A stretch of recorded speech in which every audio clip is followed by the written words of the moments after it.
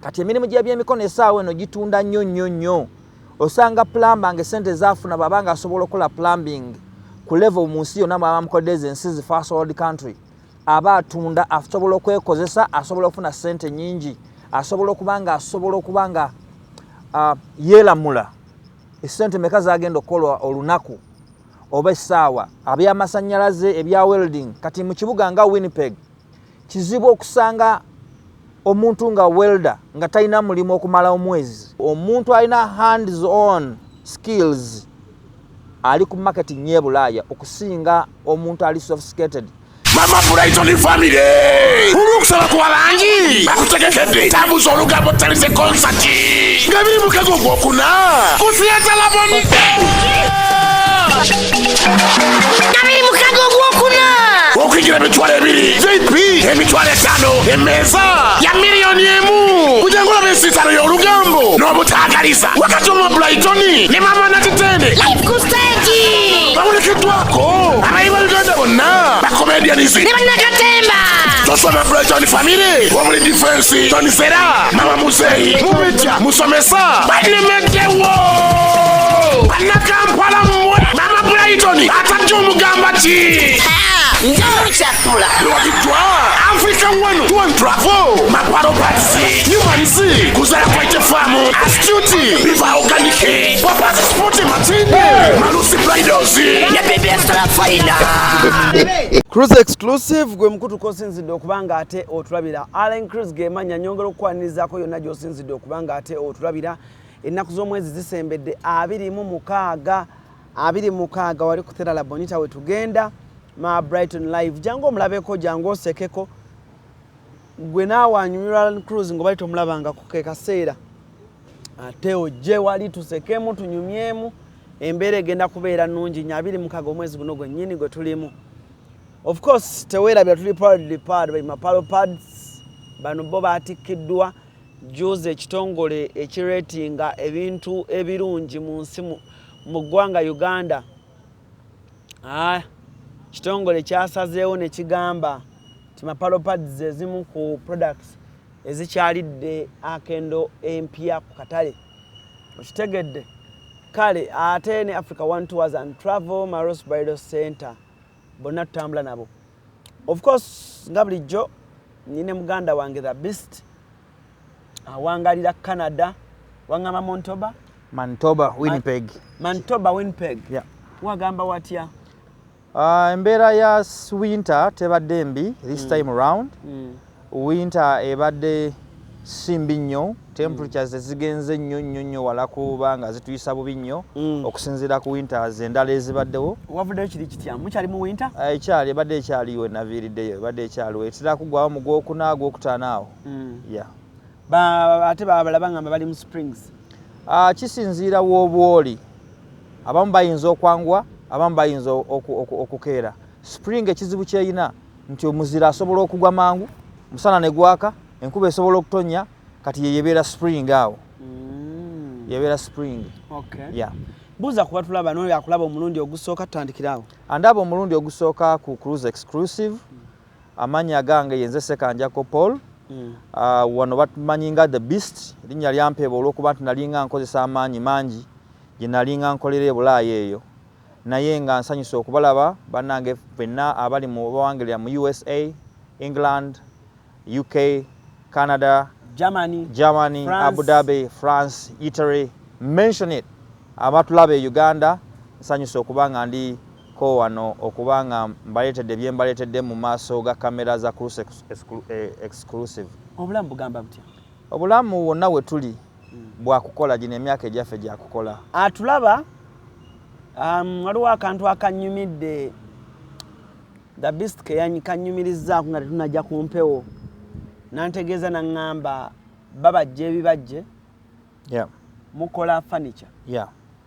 bakuyamba gwali e Bulaaya kati munabulaaya munaamanyi ssente bwemenya yatandise obakolera furniture enzigi entebe ebintu ebirungi bye muba nabyeyo tulina muntu ow'e Bulaaya asobola obikolera obulungi ate ne bikunyumira nga kyekyo ky'obadde oyagala sigamba nti omwango nali ngwagala bwenti ne bakola bwe bati ajja tubulya maaso awo lwaki yavudde Canada atandika okuestablishinga bizinensi ye wano mu Uganda. Bangi nnyo mukyagala. Lwaki yasazeewo furniture biye bakikola batya omutuukako otya ebintu bwe bityo betugenda okwogerako. Ate wali e Canada emirimu gye gyakola era nagyo giri mu gundi girimu ya bya mikono weldinga olumu nkolayo ne carpentry Canada nkola landscaping nkola stucco ebintu mwe ntambulira. Nina mukwano gwange nabadde njogera naye of late mukwano gwange omu nabadde njogera naye ono ka video akalaka nabadde ndaba ku mukuto ogwa TikTok. Mukwano gwange oyo naŋŋamba omuntu bw'agenda e Bulaaya ng'alinamu omulimu gw'omu mutwe tajja kutawaananga muntu agenze Bulaaya nga talina mulimu gw'amanyi. Kyampadde okulowoozaako kungi eri abavubuka abali wano e Kampala.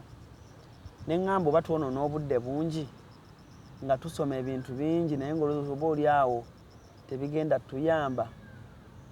So bwe nkufunye wano ne ŋŋamba nti waawo tusobola okunyumyako oba n'obaako b'amagezi g'owo omuvubuka kozi buli olukyabaawo omuvubuka agenda e London wabaawo agenda e UK oba gwe nalaba nga ali Australia n'agambe na Australia n'oba ng'osiiga Cutex ofuna kiralu omuntu amanyi okusiba enjala.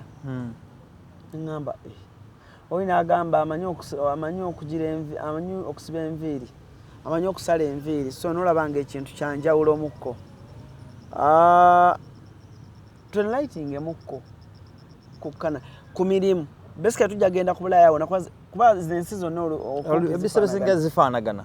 Ekisooka nti e Bulaaya ebintu eby'emikono olw'okuba nti education system yaabwe providing ebintu bingi nnyo ate omuntu e Bulaaya osobola okufuuka kyonna ky'oyagala okufuuka singa obeera ng'osobodde okusoma opportunities ezo weeziri. Abatugamba kizibu kyangu neve eno nga ndi munnamawulire nentuukayo nebeera munnamawulire bw'obanga kyoyagadde okulemerako naye ekizibu tugenda netuva eno ne tugenda nga tulinawo desperation eyagala okukola amangu osobole okuzza akasente ng'olumu wagenda ogenda ng'okeewoze.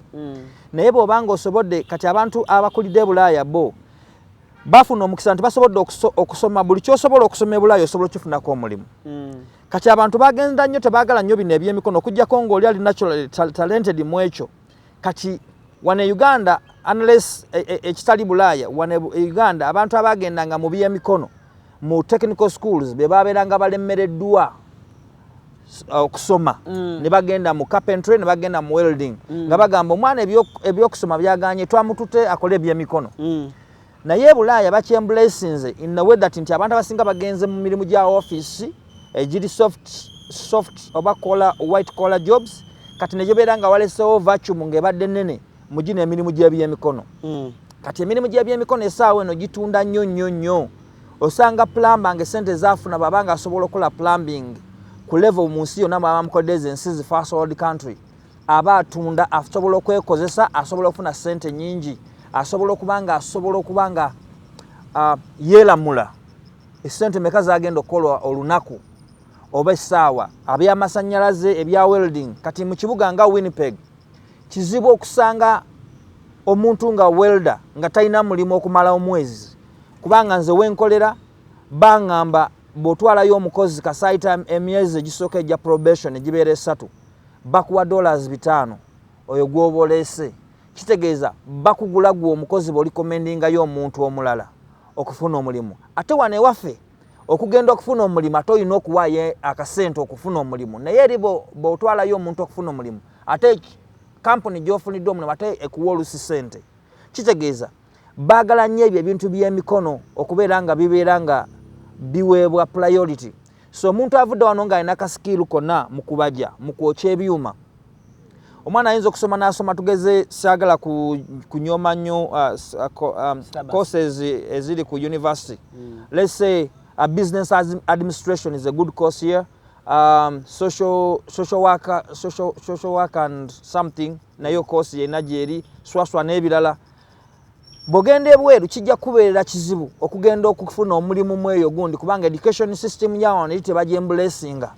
naye skill gy'oba olina wano esobola okukufunisa omulimu n'ogamba omuntu nze nsobola okubajja. Internet eno nnungi kadde mwako kuba kati ebyo ebisinga abantu abasinga bagendanga ebulanga tebakimanyi. Bw'oba ng'oli wano nga wavaawo ng'oli mubazi kati nze Bulaaya mbajja nebe nagenda e Bulaaya nasoma welding nasomayo katono nentandika okuweldinga certificate ye nyamba kubanga bemba nikola CV yange nyamba naye bengenda ku carpentry sinayo certificate oli namugamba nti nsobola nanteka mu workshop ye nangamba sala kino kola boti ngambitegeera kubanga okusala kusigala kwe ku tape measure sigala yemu joinal joints sigala zezimu. It's just the quality ekyuka nti finishing ne polishing ekyuka munti eri omutindo gwa wagguluko ate no mutonoko nengo osobola okukoping up so osobola okufuna omulimu osobola okubeera recommended ne bagambo yasobola okuweldinga ne bakuwa welder you already are certified n'abanga akozesanga kiyambiwe ate nawe nosobola okukola nga atajja kukusasula so kyanguwa kasoberanga already mu system moli for example abantu abagenda nga aba refugee osobola okufuna omukisa ne bakuwanga osobola okugiranga okola ne bono batolina skill tolina kyogenda kukola.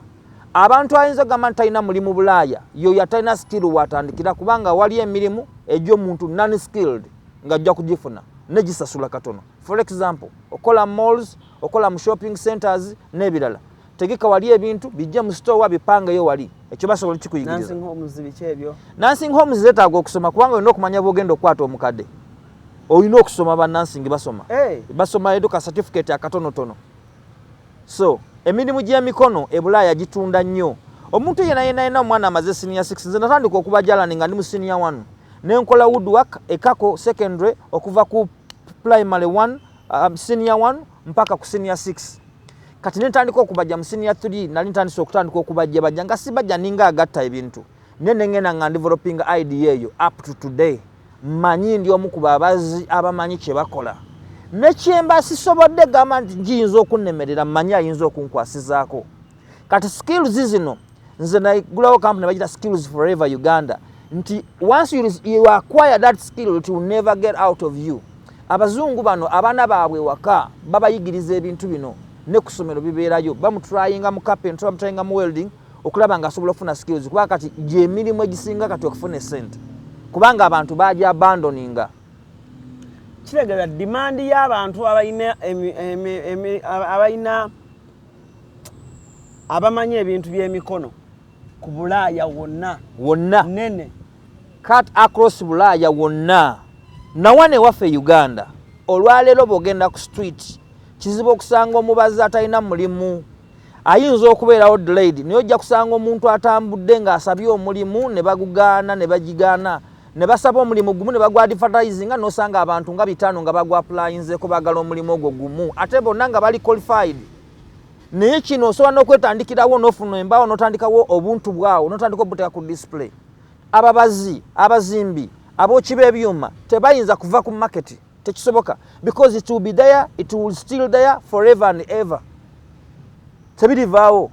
Bwe tunula ani atalina kibajje mu nyumba ani atalina meto mu nyumba mu luggi bibeerawo tebirivaawo. Ngamba abazadde abali eyo omwana wo ne baba mugeza atya kino kyakyuka nti tekikyali nti omwana alemereddwa okusoma agenda akole welding omwana muyigirize skills ezo. Osanga omuzungu ng'ali ku farm asobola okwekanikira tractor omuzungu nga yekanikira tractor ajja gy'operatingira ajja kusobola okukola carpentry alina okubeerako kubanga mu agriculture mulimu carpentry mulimu mechanics mulimu chemistry mulimu ne chemistry because they use chemicals to spray and everything. So ogenda kusanga omuntu ng'akoze agriculture ali versatile alina ebintu bingi byasobola okukola n'emikono n'ebintu. So ebintu ebyo by'emikono mubiyitenere nnyo abaana baffe basobola okubeera nga babikola babiyige biyamba nnyo. Nze olwaleero wano e Uganda nyimiriddewo ku carpentry. I do construction nasoma civil nenkola construction nemajalinga mu construction nasoma wano e Uganda nemala carpentry ye namutandika senior 1 mpaka senior 6 nentandika mu practicinga nenvaawo nengende Bulaaya nensoma bino eby'emikono by'okuweldinga. Kati olwedde mu civil mulimu ku masanyalaze amatono mulimu ku plumbing omutono mulimu bino byonna kati nesanze nga olwedde olwaleero ne bontwala ku kizimbe nsobola okulaba ekyakyamye ku nzigi ku plumbing ku kukuba plaster ku paintinga ku kusereka byonna nsobola okubiraba. So yinza kunfuulinga naye buli omu alina fanicha ewuwe. So ate n'ennyumba ezizimbibwa buli ennyumba ezimbibwa enkyana luli yeetaaga abantu abo. Emirimu gino tegiggwaawo. Kyova olaba nkubiriza abantu babeere nga n'abazadde abaana baabwe nabaabanga yafuna buna oyo ajja kubeera smart carpenter. Ekibeeramu kyokka ekizibu wano nga wano ewaffe it is the trust nti abaliwo ab'ebyuma bakugoba misinde ku poliisi buli saawa wakujja ku poliisi bamusibye ebyuma byoli yabikyankalanyiza enzigi zoli teyazimuwadde owenzigi bazimunoonya buli saawa babasiba. The reason is tetwafuna mulimu guno kugusoma nga a business. Twasoma omulimu guno nga just as a skill. When you study about business ekulagirira bagenda okukwata ba customer and how you need to invest capital n'ebirala. Naye omubazi bw'omutuuka ng'ogamba waayo njagalayo oluggi nti lwa mitwalo 7 sooka ompeeka 3 ng'agikuwa aba yakazimuwa ng'omwana we alwala ewaka bamala okulwala ssente zo kwakola ki kwakwata agenda okubeera ng'omwana biiru gy'asooka okusasula ey'omwana naye nga ssente zabadde za mulimu. Kyo kye ngamba Alan nze olwaleero nagenda okuyingira mu bubazi be nategeera ekizibu ekyali kirimu. I want to take advantage of that. Sirina ali ku kamera kuno ayinza kugamba nti oyo omusajja yali anzibyeko ekibajje kyange tampanga kibajje kyange oba ninawe ebbanja mu carpentry ever since I started. N'abaana b'entraining mu carpentry mbagamba obugagga bw'omwavu mazima kye kisooka. Omubazi ng'oyagala okufuuka ow'enjawulo otandikira ku mazima because ababajja abamanyi ennyo bangi naye ekibajjamu mazima.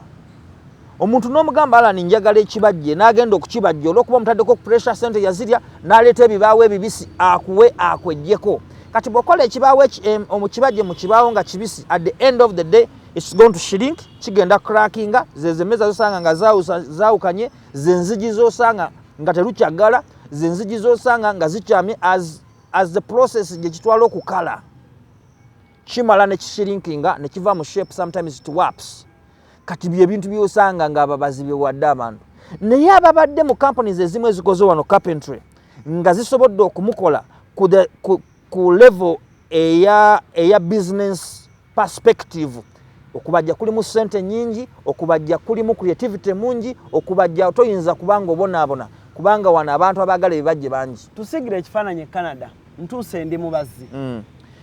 Bw'oba tuuse Canada ng'oli mubazi kisinziira kubanga Canada kyeyina ekizibu tosobola kukolera mu bugatto oluse ebiseera ebisinga. As long as you are allowed, you are given that chance nti osobola okugenda okukola. Kubanga wali abagenda on the day 1 day 2 ayingidde n'abamuwa chance ng'asobola okugira ng'akolayo kyakoze. Oyo asobola okunyoonya bunyoonya ogenda ku Google n'oteeka mu carpentry shops oba nearby. Carpentry shops in any city where you are n'oteekamu. Ojja okuba amasimu ag'enjawulo cause address zibeerako. N'okuba amasimu oyinza okuba simu nga 6 ey'omusanvu oba ey'okuna ng'olwedde mulimu agamba nti jangu bw'oba olina ky'omanyi mu carpentry. Jangu owelda n'oteekamu welding jobs. Waliwo ne offices z'osanga nga goba emirimu weegiri n'osanga baagala ba welda bano baagala ba plumbing kubanga omuntu akoze carpentry wano eri e Bulaaya bazimbisa mbaawo ebiseera ebisinga. Kati okusala oba okumanyi okusquaringa oba okumanyi okukola miters oba obimanyi kitegeeza ne ku construction sites osobola okukola. Tebakozesa nnyo concrete nga wano n'amabloka. Kati kitegeeza omubazi ate obeera ku katale osobola okgenda mu construction ate oba osobola n'okgenda mu workshops. Kitegeeza nga natuuse Canada nga mmanyi okubajja kwange obulungi ayagala ebyobusawo muleka waawo. Omusooka okufuna omulimu. The only chance ekiri ku babazi e Bulaaya maybe no the challenge eri ku babazi e Bulaaya nti bikyukamu na wano tukola nnyo ebintu build from scratch. Wali oyinza okusimba box and then you order the pieces ezigenda okukola shutters ezigenda okukola obujji ne zijja oba olina machine router ina computerized nga bw'onyigamu codes by design nze n'oteekawo board n'esala ng'ogwo gwakufitinga nakusiba n'amasanda n'okugata. Naye bw'oba olina idea eyo omuntu alina hands on skills ali ku marketing nye Bulaaya okusinga omuntu ali sophisticated. Wali ebintu ebiri sophisticated ng'osomedde Bulaaya, for example cyber security eyo tayinza kubulwa mulimu but it requires you to first go back and study. Doctorate tebayinza kubulwa mirimu kyonna ky'oba osomedde Bulaaya naye tugamba ng'ovudde wano ogenze eri ono ayinza okutandika okukola nga tanabakolayo wadde ka certificate. Soko tusharingireko experience yo bwava wano nga ogenze eri ngo benava wano nagenda mu biseera bya COVID 2020. And I wanted a job that was construction related. Kubanga nali manyi okubaja manyi okuzimba by that time. Naye nga njagala omulimu oguyinza okunkumira mu ebyo. Covid abantu baali bamaze okubeera nga bali laid off olw'ekirwadde ekyali kizze nga sinaawo chance. Kati nga chance gye nalaba yali esigaddewo nalaba ofuna omulimu ga landscaping, kusiba pavers, kusimba bimuli, kola swimming pools, kuteeka lawn lights, ebikola kwena compound.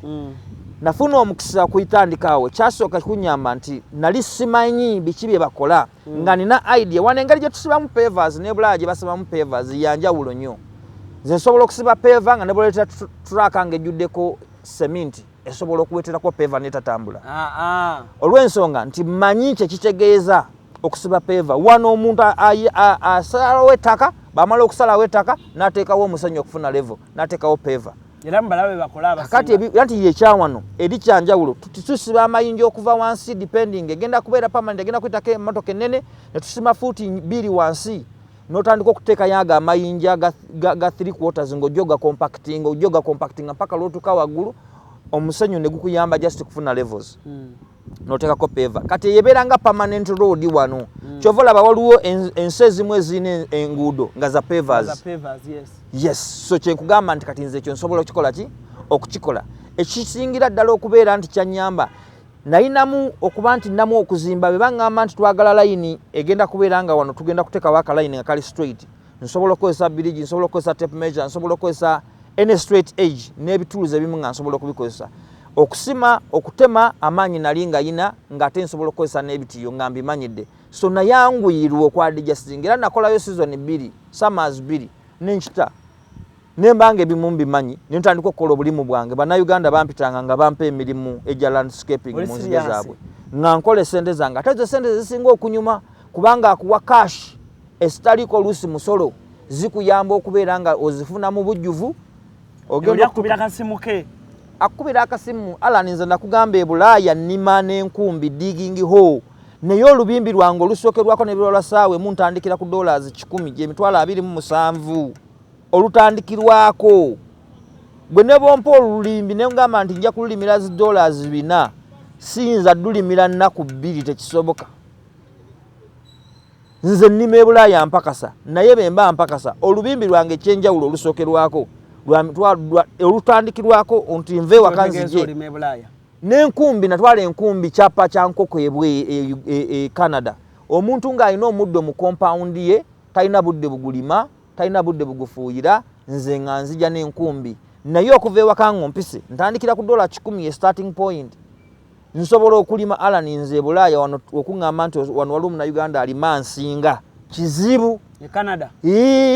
Nze nnima kubanga nnimiza okuva olulimu okuva ku makya nendya breakfast nenziramu nennima nendya lunch nenziramu nennima eri bya saawa. Ekitegeeza omuntu asobola okuyita Toronto n'ogenda n'olima nnima Winnipeg nnima Bannayuganda abandaba wano abantu bagamba mbu biba biswazaamu mbulove Kampala ate nga wali olima ate n'otuuka ku Bulaaya era olima emirimu egiri e Bulaaya bw'oba tosobola kwetoowaza tosobola kugikola kubanga tugenda okugenda already nze nava wano nga ndi engineer ku bizimbe byenzimbi nali nzimbisa wano nga nze ensongawo nengenda mu landscaping nga ate nzeyo gyowakaali atandikirwako poota aleeta amaki amayinja omusajja n'asooka akucunga ngeno ovuddeyo oli engineer. Abazungu tebacunga bacunga kisinziira ajja kutuma ebintu bw'oba tobiresa era ajja kuyongeza eddoboozi akugamba ebireete naye osooka n'okuba igoyo n'ekakkana wansi. Ebulaaya omuntu aba agenzeeyo olina okwakiseputinga nti ensi wooli si wuwo era kyogenza okufunayo okifuna otya. Bw'ova wano ne ego tekola eri ne bw'obeera ng'ofaanana otya eri tebakumanyi basta eri tewaliyo sita muki va wano ng'oli muyimbi nga music ogenda muyimba e Bulaaya ojja kubeera sita ne baba nga music asigala wano eri tolina bw'ogenda kumulyako obeera muntu wa bulijjo. Omuntu ali e Bulaaya abagala okugenda e Bulaaya ekisookera ddala kakkana. Bw'otakakkana n'omanya nti oli normal person atalina kyali kutandikira wansi ekibiramu ekyenjawulo ne bw'okkakkana Alan essente z'ogenda okufuna bw'ozikomparinga n'eza wano ebyamalala obivaako. Amalala tebagalya sente bagambe bagenda kuwa emitwalo bagenda kuwa tugeze obukadde 3 oba 5 omwezi obadde wano ng'oli headmaster okitegeera ng'omwezi ofuna emitwalo 8 oba kakadde kamu eri ogenze omulimu gw'ogenda okukola maybe kubeera assistant teacher mu baana ba grade 1 ninga sente z'ogenda okufuna nyingi ate kugirako ne benefits endala amalala oteeka emabega n'otandika okukola bannayuganda bonna baba bavudde mu nsi enjavu okugenda eyo ebweru olina okumakinga sure nti amalala ogateeka ebbali n'osooka okukola bw'omala n'otandika okumanyira system oddayo n'ofuna kyepezo bulungi bw'oba ozaagala ekyepezo zifuna bw'oba ozaagala nga kasente kazze ebulaaya we muntu w'otuuka alani oli mu ngoye zo nange ndi muzange tetuli bwereere oba olina sente nyingi zikyanze ndi mwavu tojja kumanyira kubanga si gwongulira kyekola ki sente kya bulijjo kubanga buli omu akola n'afuna te muntu tayinzaga nti nze nina nyingi nnyo ngenda kusisimu yemu sebulaaya ebintu biri balanced bw'oba oyagala ogenda ebulaaya kakkana salawo nti nakyawa obwavu n'ebireeta obwavu genda ebulaaya ojja kukola kyawa ebya obwavu n'ekireeta obwavu genda ebulaaya otuukayo n'ogwe kennyini sisitimu n'ekukuba ovudde wano ng'olina emmotoka ebulaaya hama eyitawo n'otagiraba nti eyiseewo eyitawo n'otagiraba because there so many wano wayitawo tundula 2 ne ziyitawo buli muntu n'aziwa amaaso eri ziri gmcs mpitirivu no one cares yiyo wano watulabye dda tundula ziyitawo 2 ne bagamba ziyisaawo era nga ne b'obuuza wayiseewo tundula mmeka ne bagamba ziyisaawo 2 zibadde enjeru oba endala ebadde ya bbulaaka fesebo wano tuba tuguze n'emmotoka oba oyagala sewo mikwano gigina okumanya ekyenjawulo ekiri wano nti wano omuntu emmotoka agisasula kashi nze bulaaya ne benjagala okuvuga hama oba tundula oba mmotoka ki nja kugikolerera mpaka lwenjifuna bemba nga kyenjagala bajja kugikuwa bw'obanga olina omulimu oguli legit bagikuwa n'otandika nga okusalako essente oba kisasulidde ebbanga ki olisasula ezo chances eziri e Bulaaya naye wano ekyenjawulo nti omuntu asasula kashi n'agijjayo naye Bulaaya opportunities eziri osobola okuvuga emmotoka yonna gy'oba oyagadde essaawa yonna kasoobeera ng'okola naye mu yonna abavuka kye batalina kwerabira kyendabye somayo omulimu gw'omu mutwe emirimu gy'omu mikono n'egy'omutwe tegisingika wonna ate sinabwa Bulaaya wokka na wano tandika genda ate nze wembanga ninayo okuyimba nga kwe ninanga omulimu gwange ogw'omu mutwe nandi kati ebintu bino byawukana music gw'ogenda okuyimba ogenda genda e Bulaaya oyimbe music nga we Uganda oba ogenda genda e Bulaaya ozimbe music nga we Bulaaya for example comedy mungi wano e Uganda nga bw'ogenda e Bulaaya n'omukola bakusiba because wano comedy insulting ate ne tuseka siri mukuvoola mawanga batero gamba nti bannaffe abava ebusoga myaka 45 kwatagira okutegeera that is an insult, it is unacceptable. Here it's a joke. Tebiriyo kati tebiriyo eriyo, you are insulting people. Kati content akyukamu asobola okusigala bw'oba osobola okwadijustinga n'osigala mu content we Bulaaya. Some people are very creative nga they can adjust nga kitone yakirina naye wano tuvuma buvumi ne tuwemula ye content wa wano omu sigamba yenna omu e Bulaaya things should be smart, not insult anybody. Sente ojja kuzifuna. So ogenda okwekanga ng'era talent ya comedy na biki olabanga gundi woli ensi mwoli tebifevalinga tejja kubifevalinga. So ogenda okukakana ng'oli mu ddwaliro oyingira mu ddwaliro n'otandika okusiimuula bw'ofunayo ka certificate n'ogenda n'otandika okukasoma n'otandika okufuuka assistant nursing bye bityo n'ogenda ng'olinnyo so n'okufuuka doctor ku myaka ne begibeera emeka e Bulaaya osobola okusoma n'obifuna. System ekufevalinga bw'oba osazeewo ng'oli ready for it. Naye buli agenda e Bulaaya wadde twagala okukola tutandike nga tusomeyo akantu akatono. Nze nina benkola nabo nga bava mu nsi endala naye olw'okuba tebalina ka certificate ako bajja bammanyi olw'okuba tebalina ka certificate ako bakola naye era akasente kajja katono. Kati nze wali ngenda nninnya buli mwaka banyongezaako ku kasente, buli mwaka banyongezaako kasente kitegeera.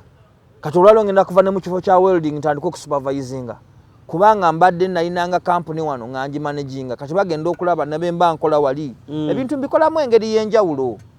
Kati batandise okungamba kati tukutunuulira ogende. So gwe mu construction we Canada? Ndi mu welding. Ndi mu welding. Staku Saturday, Sunday kubanga nkola Monday to Thursday nemba nga nsigaza Friday ne Saturday. Your family? She's a family. Friday and Saturday nsigala nkola. Sunday is my family day. Yeah. Sunday. Yeah. Tuline the beast asinzira ni mu ggwanga erye Canada. Byonna byonna byagamba oba biwuliriza bulungi. Biwuliriza olondemu.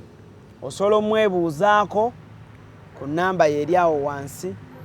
N'omwebuuzaako before omanye edda zino chances tezaalingawo ng'abantu batravelinga butravelinzi okitegeera naye bw'oba n'Abannayuganda bati abavuddeyo ba Ronnie Katuuno the Beast ba Jojo avaayo n'akulaga ekifaananyi nti munange osobola Jojo akulaga ekifaananyi ku Bulaaya n'agamba osobola okujja ne weekozesa kusoma bw'oti osome bw'oti olususu ogende weekozese baabano ba the Beast bagamba gwali mu construction wamma jangu kola bw'oti ne bw'oti ne bw'oti okole bw'oti bwe tugenda obeera successful.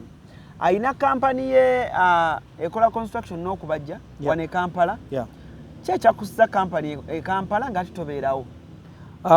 Nakizula bwe mbadde nkomawo ebiseera ebisinga nasigala nkola kubanga mbadde nkolera ebitongole babita by'abazungu ne mbiyita ebitongole by'abaddugavu ebyatandikibwa abazungu nga mbikolera mbibagira mbizimbira. Ngengeri gye nzimbamu ntandise okukopa ebiri e Bulaaya n'ebiri wano ntandika okubigatta. Ayomuko yatandikawo ekitongole kyembeeramu kyenakuliramu kyayita Eagles Wings kaya be baali babitandika babeera frustrated simanyi kigambo ekyo kikyusa mu Luganda nga be bakola ebintu tebasiima bintu byebikoleddwa naye nga simanyi lwaki be babikolanga nga tebitukana na mutindo bogwe bamanyidde kati nzize nenfuna chance okusobola okugenda eri nendaba omutindo e Bulaaya oyo muntu ayinza kutuma entebe nejja nga tebagisabise bulungi ngeri kaakasaze katono ng'akakoloboze katono nnyo wano gwe goyinza okuginowalinga kasitoma n'agamba bagizeeyo kubanga naguze empya erinako akakoloboze kakati omutindo guli waggulu nnyo n'okusabika kubeera nnyo bw'otunulira ebibajja ebiba bivudde e Bulaaya nga bize wano babisabika nnyo okusobola okwewola okubizaayo ku company okusobola okukola damages in transit wano tetubifaako ebiseera ebisinga. Excuse me. Fano bwogula ekitanda kyo batukuba ku pick up nga kijja wa bodaboda kijja nga kiri scratched tofaayo nga kisiba ako kaleke e Bulaaya there is no compromise akiguze kipya asasode sente ze akyagala nga be yakirabye ku bikiri oba si kyekyo ajja kikuddizaayo ate omuddize sente ze katojja kuba okola loosi n'olwekyo benagenda nendaba ekyalinga kibanyiiza abasiiga langi n'asiiga langi wamugambe kusiiga langi ku bisenge n'ogisanga ng'ekunkumuse wonna wansi namugamba nagambye floor wange nagamba nti painting my floor nagambye siga bisenge waki bino bize bitonyatonya wano wansi eri buli akola omulimu abeera professional agukola bulungi kubanga enkya tojja kuddamu kufuna customer mulala bajja genda ku mukutu go bateeko views oli awandikawo comment nga togenda gisangulako ejja ku affectinga customer omulala so eri customer bamutwala nga customer bulungi kati benalaba nga ntuuse e Bulaaya ne ngamba ekyali kitawanya abazungu wano nkitegedde ebintu byeri babikolera ku mutindo gwa waggulu nnyo kakati kangende ntandika okukola omutindo ogwo wano ne ntandika okuba nga nkaza embaawo ngula embaawo nenzikaza bezimala okukala nenkolamu ekibajje ng'ekibajje ekyo tekigenda kuddamu kufuna effect ya kushirinking olwokuba nti omuti lubaawo lubeera lukalu kati neŋŋamba nti wano e Uganda kizibu okusanga ekibanda ky'embaawo basitowa embaawo ng'etunda embaawo enkalu ate e Bulaaya tebakkiriza mu lubaawo lubisi kulutunda e Bulaaya batunda mbaawo nkalu buli wogenze mu sitowa yonna n'ojjayo olubaawo lubeera lukalu ku zero moisture most of the times naye wano embaawo zibeera mbisi ze tuyita green timber mu carpentry ebeera green timber gye baakasala eyo ekujja nga ekyalimu n'amazzi ekyazitowa that's what we call green timber kati bentandise okuzikaza natandika okukola ebibajje ng'abazungu batandika okubyappreciatinga ne tachi wano twagala nnyo okufinishinga n'osiiga olusi vanishi n'okikuba ne kimeremenya ebyo bigenze bifa abamu bakyabikola abalala batandise okubivaako kakati bendabye omutindo gweri neŋŋamba akankomyewo kewaka kino kyendabye ewaka ekitaliiyo nsobole okuggyako abantu frustration era ekiseera ekisinga njagala nnyo okukolera abantu abali e Bulaaya bannayuganda abali e Bulaaya kubanga ntegedde biki bye baba baagala ne bye balabyeko babbiddwa nnyo ngenze ku sites Allan ez'abannayuganda gye babadde bansindika ogenda okwalabira ku sites zaabwe nyingi I can't mention the number naye nsanzeyo ebintu nga bikaabya omuntu akola e Bulaaya ssente batuuka ekiseera n'atuuka wano ng'alaba ebintu byasindikira ssente babikoze gaddibe nga lye kiruma kubanga essente ziruma omuntu aba yakola essente eri ogenda okusindika wano ne bakola ebintu nga tebiteredde bulungi ate nga amanyidde standard zeera atandise okuziraba agenda kumuwa gye tuta touch oba ekintu kye yali egombye ekiri eri okukiteeka wano nga tewaliwo agenda kukimukolera ate n'abali wano nga tojja kubanenya olw'ensonga nti kye bamanyi kye balowooza nti gwe mulembe ogusembayo omutindo gwe guliko ye omukapenta wa wano akoze kyasuubira nti kyekyakabi nga bw'ogamba omwana wa primary nti kuba ekifaananyi n'akikuba bw'omwana wa secondary okuba enjawulo ebeerawo kati ffe omutindo gwaffe wano tuba tumanyi tukoze ekyakabi naye ogenda okuteeka ku mutindo gw'e Bulaaya nga waliwo omukyala mukwano gwange aliyo ke yantumakawo okulaba mu nnyumba ye Munyonyo yali aguze furniture bwe natuuka ne mukubira ku video call ne mbimulaga n'aŋŋamba baleke naye byonna bijjeemu obitunde bano abagula second hand ne mbijjamu ne bambitunda n'aŋŋamba sente zange zimpeereze Alani ndamuweereza sente n'atikka ebintu okuva e Bulaaya neereeta furniture era ye n'aŋŋamba siriddamu kutrustinga muna Uganda alina kunkolera furniture kati nze nina omuzungu gwe twakolerako wano ebibajje n'abitika ku nnyonyi ne bigenda ebweru lwaki omuti omugavu guyina grains badde mbagamba nali nkozeeko ekibajje wano e Uganda ne bakituuka ne bakitwala ebweru instead lwaki waliwo wano emiti egitali Bulaaya naye nga beauty gye girimu embaawo ezo bw'ozitunda zifaanana bulungi ng'abantu bazeegomba naye nga Bulaaya teziriiyo twakolako wano closets ne tuzitika ne bazitika ku nnyonyi ne zigenda e Bulaaya olw'okuba nti emiti egyo tegiriiyo kasitoma yalalaba bye tukola nga birungi n'abyegomba era n'abitika naye ebyo byonna lwaki mbikola nsobodde ogendanga ku intaneti okwo nga nkopa nsobodde okuba nga nkola research ez'enjawulo okusobola okulaba furniture bamufinishinga batya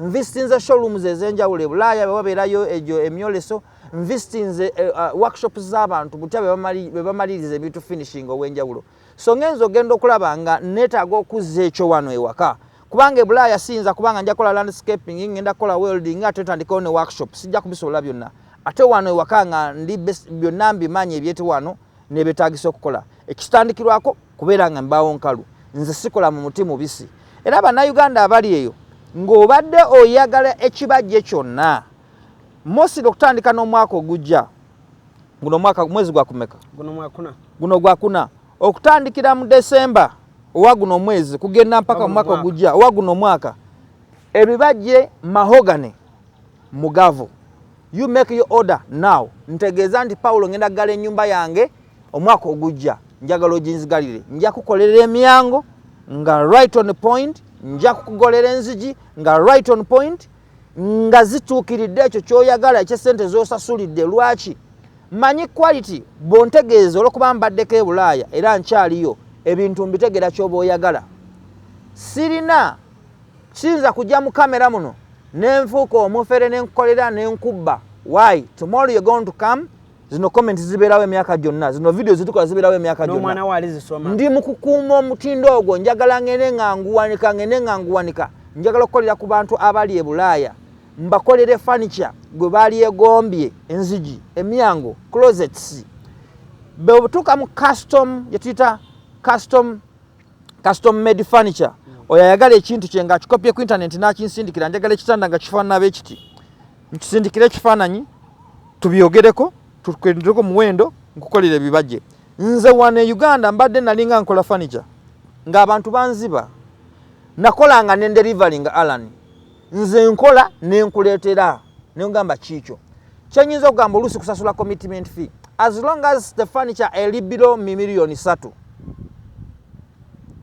I can do it and bring it to you and you can pay kujja kongebeera above njagamba you pay the commitment fee because nsinja kukikola nkirekawo okikola oba okikolera no Kampala wano Kampala e Bulaaya mbajjira muntu sibajja byange mbajjira muntu nkolera muntu mu workshop ye wano e Kampala nkola ninawo business zange Masaka ekirimu ekyenjawulo omuntu ajja kunkubira ng'ali Masindi ayagala enzigi 2 sometimes when you look at the business perspective, that's not applicable. Naye we can deliver anywhere. Tusobola zikola ne tuzisabika ntugamba tujazisindika. N'agamba nze tufaayo bw'omala obikola abaana bajja binona. Bajja kubina naffe tusobola ozisindika nga tuzisabise. The only problem ebeeramu abantu abali e Bulaaya lwaki oluusi basanze nga bababa. Omuntu ali wano gwawadde ssente agenda omukontrolingira site ebiseera ebisinga ayina trust gwa trustinga tamanyi byakuzimba. Atamanyi ebyokuzimba ta trustingibwa. Kati at the end of the day it is hard to get omuntu ayina byonna. Gwakwasiza ssente tamanyi byakuzimba. Abazimba bajja kuzimba byebazimbye ngo abimonitoringa tamanyi. Nsanze ennyumba z'abantu ezasigala mu ttaka nga tezabeera raised enough. Omulabe wa construction asooka is water. Ennyumba ne zifa amazzi gaziyingira zasigala wansi togenda gisima kugijjayo. Ala ne ennyumba kasefa foundation oba omusingi oba gye twalise slab eba efudde kijja kutwalira ebbanga tosobola kukijjako kiri kyonna kyonna ekirala osobola okuddamu okugiraizinga. So abazimbisa ennyumba wano mwegendereze ennyo bayinginiya ze bakozesa muteekeeyo akaseera n'omwoyo oba nze nina wano bayinginiyazi bentrustinga ku bizimbe byembadde nzimba ne bw'oba oyagala wazimba wa tusindikeyo tulabe. I can give you numbers ku bitongole byenzimbidde n'ogenda n'olaba biki byenkoze. Bino byendi mu kwogera mazima. Ebitongole nga byawano Kampala. Ebitongole byawano bya bannayuganda Eagles Wings Children's Village since COVID-19 were hitting nakazimbayo ebizimbe 11 ku one school 11 structures weziri nga ne boogenda nolaba enzigi diriwa isinuka yabo tuke luka yabairo kilometers 2 bayitawo Lubumba. Eagles Wings Children's Village ku website kweri osobola ogibuuzaako osobola okugiraba. Wabakolya furniture nze mbazimbira nze njokyesa ebyuma lwaki Alani nze ebyuma nabagamba nkuba hardware nenjigamba njagala 2 mm. Ekizibu kye tulina wano olusi ne 2 mm tewera bagenda ogifulumya n'eri mugundi mu kyuma nga tewera kati oli akuwa ekyuma nga ne bw'okikonako bw'otukiringa ekipaapaali it's not strong at the end of the day. Kati nze bye bibadde binkozesa. Why do you think nze nsigala nzimbira wano abantu ng'ate ndi Bulaaya ne banneesiga abammanyi banjagala nkola ekyo. Naye wano osanze ng'abantu bamuzimbidde ennyumba seminti nga teyafaanana bulungi bafunayo omuzimbi azimbira layisi bafunayo omusereso wa layisi ng'oluusi akasente baagala okasigaza. Nze emyaka gye ndiko ndi mu kuaiminga ku myaka gyange 6 egigenda mpeze 6 njagala ntuukaawo nga buli omu byenkoze bye binjogerera nga sikyayogera nga byenkoze bye binjogerera. Nze buli wenkolera customer sikuwa chance njagala buli kyenkokolera kabeere kalango. Waliwo byesikola there is a standard below which I don't do it. Nga ne bw'oŋŋamba kikola ngamba sijja kukikola kigenda kunswaza. Twagadde nnyo ebya layisi nga tetumanyi ebirungi oluusi bibeera bya bbeeyi. Ajja gye ndi ng'oyagala enzigi make an order in time. Embaawo nzirina ne kati already stock gye nnina tirundooza mu mwezi gwa 10 ayo stock ebaddewo am booked. Ngenda kuba nkola furniture w'abantu nzirina ne zigenda kuba zikola. Kati benzijjawo nga ndeeta benfuna orders endala nti mu myezi 4 5 ngenda kuba nkolera omuntu bw'ate ayagala enzigi 10 ayagala emyango 2 ayagala kugala apartment ye nga tujja nga tugirambula nga tumuwa quotation be tugimala nga tukiriziganya obudde nga tukola nga tudelivery. Ekitegeeza wano kye tutegeeza nti omuntu asooka okubira n'agamba nze ennyumba yange oba yawedde naye njagala enzigi bwe ziti oba naazikusindikira oba naakugamba gendayo olabe ensi yakyuka Alani. Genda ku Google teeka mu doors oba paneled doors enzi zijja kujja wali mu images nga nyingi. Select what you want, send the carpenter. Osobola okukola luno olugi nti yes nsobola okulukola. Naye ekizibu wano olwa desperation n'atasobola agamba nsobola okukola ki n'agenda okulukola ajja kukolera mu muti nga mubisi olw'okuba nti gwafunyeewo omuti olugutwala ebbanga okukala eddene. Kati ebiseera ebisinga embaawo embisi zesinza okusooka okutta furniture. Naye nze omuntu banaaba mpadde ebibajje bye Alani benkuwa olugi ne lushirinking oba ne lwatika nkyogerera wano quote me right I will give you another new one. Ndujjayo nentekamu olupya. Waliwo omukyala saagala kumentioninga amanya abadde yalinga akola ku council awe Lukaya namuwako olugi lumu nga luliko ka sapwood ne kavujja empumbu nankubira essimu nensindika omwana natekayo olujja olupya olukadde ntulujjayo yantwala buli woofiisi n'agenda ng'alaga abantu omwana alina amazima byenjogera omukyalo oyo yali akola ku Lukaya Town Council amanyi era banalaba vidiyo nasobola okuwa comment otwalayo ddi Erukaya wonna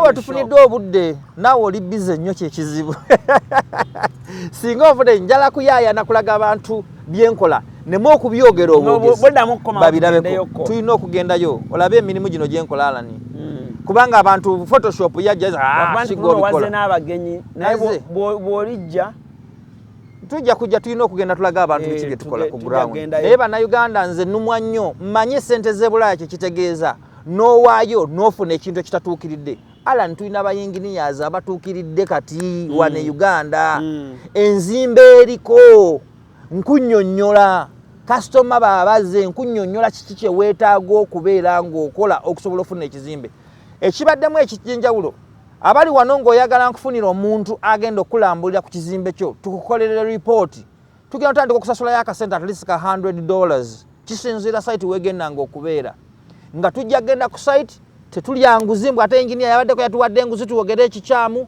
tuli straight forward ekiriwo kye tugenda okukugamba nti twasanzeyo kino enzigi twazisanze beziti ne bwatatuwa mulimu omulimu ogusooka guyinza okuba nga gwakulambula bizimbe nambudde ebizimbe by'abantu bingi basasula transport bamusasula okujjako waliwo omwata mumpa yantwala mpaka 40 navuga emmotoka mpaka 40 nengenda n'abantu naguno guliko video najja kugiraba ne bwoba ogirabye bafuna ku namba ki enamba ziri 077 5 58 99 6 otyo endala eri 0700 3 87 11 ezo ze namba za wano nezibeerako ku WhatsApp eri kati bw'oba tumaze okukwatagana nkuwe namba yange eyeeri yo buli ssaawa yonna weekolera ding I check the message ngitera okugicheckinga olwamba sigicheckinza oluusi nga kende mu workshop olumu biba binkutte naye I will always get back to you lwaki sigigaba wano mu kamera nti oluusi bagikubako ennyo Alani abantu bankubira amasimu ne gayitirira olumu nga naamu byakubuuziza si bya mirimu waliwo abanyoonya obunoonya nga baagala namba zange namba yonna gifunye nga baagala kugifuna Pawulo oli otya obulamu bugamba ki gamba munange gye ndi naye ndi mukola nja kudda mukubire nga oyagamba weematira naye ng'oli ku mulimu kubanga tamanyi kyoyitamu ekiri eri naye kiruma bannayuganda engeri gye bakolamu essente ebulaaya okulaba ebintu byabwe nga batuuse wano nga bikolebwa gadde bengalye waliwo wano bayinginiya nga bakola ebintu nga gyebiri nga gyebiri biri ku point nga bansingira ddala wala nnyo tubeeyune sinza asinga nze kyensinga okutunda mu nsi mazima simanyi yansinga mazima mu kubajja simanyi yansinga mazima mu kuzimba amazima go ngeewulira mu mutima naye abamanyi okunsinga baki bangi kati olumu nkwatagana naabo nensobola okukola ekintu ekituukiridde yes kale nga tumaliza programu yaffe ey'olunaku olwaleero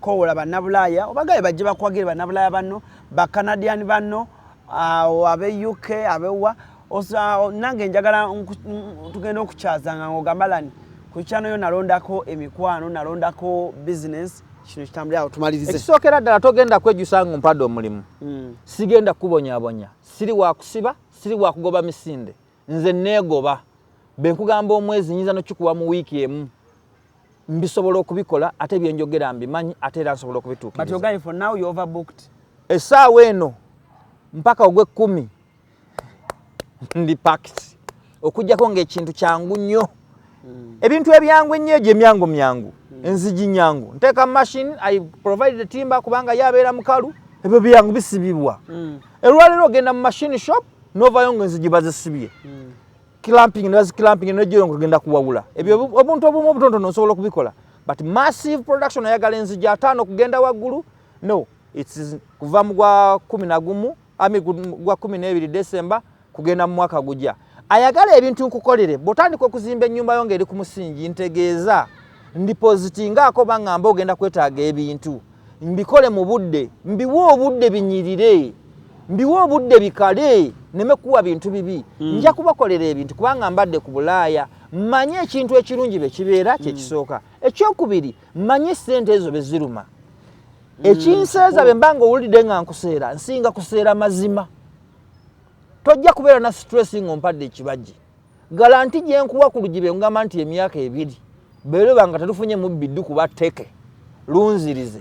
Ate oluggi nno binumala okumalawo omwezi. Nze nyumba yange Alan eyawano sigala nzigiza mu nyumba mu kisenge sirugala. Lwaki? Gwe omubbi bw'omenya luno olusooka tomenyera minyolo gyange mirala. N'oluggi olwonoone tomenyera minyolo gyange, menya olusooka yingira. Tomenya byamula tenzire mu repair atenga n'ebintu obitutte. Sigala nyumba munda. Omwanguyiza. Mwanguyiza atwale ebintu sigaze resi damage. Sigala nyumba munda nze. Kubanga wamenyedde olwebweru. Nawo agenda kulumenya. Kati olaba Alan nja kugamba ye ekintu kimu. Nze nkola ennyumba. Olaba buno obutimba tutabuyita butimba obugenda ku toilet. Wane Kampala basinga kusima wano wansi. Kati memba nkuba plus ennyumba zino zenzimba. Nzisekako obutimba obwo. Kati bwagenda okusima baati akasanga wali nga badde atakuza batakula bayiwayo amazzi ne batakula bayiwayo amazzi batakula akatimba ako kamulemesa okola ki okuyingira. Nze Alan nyinza okuwa tactics 20 ezizimba cheaply ng'osigaza standard nga tezalayisi nga tenyumba egumye olwaki mbiruddemu buli lwengenda nemba ngenze mu guest house mbaako ne kyenkoppa lwengenda mu nyumba y'omuntu yonna ata Canada ata wano na wano nkyakoppa na wano nkoppa neono waliwo abasajja nga boogambye wali edi wali bayinginiya abalungi we bali nga bazimba ebintu gyebiri nga bono nyumba yagizimba atya kituufu. Waliwo omusajja ali buloba nja kutwalayoko yazimba ennyumba ku 10 oba 45 oba 40 meka naye ennyumba eri bw'ogiyingiramu waneeno katono naye bw'oyingira munda maama nene erimu floors eri naye nga bw'ogiraba ebweru bangalo kyekiri ne Bulaya they use space balone color eziraga nti awantu wanene nga wabadde watono. So nkubiriza bannaffe abali e Bulaya ng'olina ky'oyagala mu kuzimba mu kubajja okusingira ddala kubajja okuzimba nsobola okuzimbira be tuba tukkiriziganyiza because those are big projects zitwala ebbanga ddene. Kyesaagala Alan ye muntu agenda okuwa kalina agizimbe nga yakuzimba mu myaka 2 agimalize myaka 2. Kale tumalirize. N'olwekyo mbakubiriza mwenna abayina ennyonta y'ebintu ebirungi amazzi yenze mujje munyweko mujja kuwona ennyonta ebaluma nja kubakolera ebintu ebinaba bituukiridde nja kubakolera ebintu ebirungi amazima kwennyimiridde. Maliriza n'ennamba. So ennamba zange 0770589996. Endala eri 0700387711. Njagala okubasiibula mwenna bannange abali e Bulaaya, Canada, US n'ensi yonna yonna okwetoleramu bannayuganda abali wano mbalamusiza mwebale kutwala budde kuwuliza vidiyo eno ate mwebale kwagala Alan Exclusive. Kale neyanze ngesebo show yange onaabaawo tobeewo show niteeka okufunayo ekintu kyendeeta sijja kubaawo 26 naye nga nteeka okuba nina okuteekako ettafaali. Alhamdulillah. Yesebo tweyanzege saagala kubanga ate nsukkako wano olunaku olwaliro 26 twesange kuteera bonito omwezi guno gwennyini ALLANCRUZ live ma Brighton live mujje mumpagire mujje muwagire ttiimu yange yonna ngenda kubeera nayo olunaku olwennyini. For now musibe bulungi mweraba.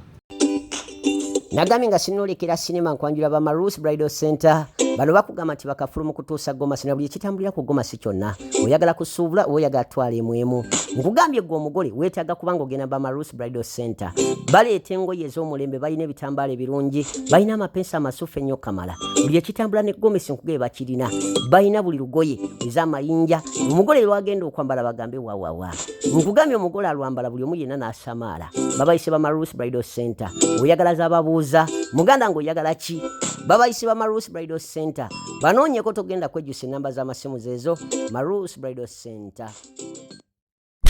Wano ku Hasi Beauty Parlor tuli bakafulu mu kulabirira n'okuyooyoota ensusu tukola facial ne tukupepeta ka feesi ne kawawera ng'akabebi tusiba n'okkola enviiri mu buli musono songa mu kukola pedicure ne manicure tuwekansa tusala enviiri mu buli musono ate bwe kituuka mu kukola makeup tetumanyiiyo mulala tuli muyenga ku Tank Hill Road okuliraana Italian Supermarket mu basement. Essimu tuli ku noti 7266 682 953.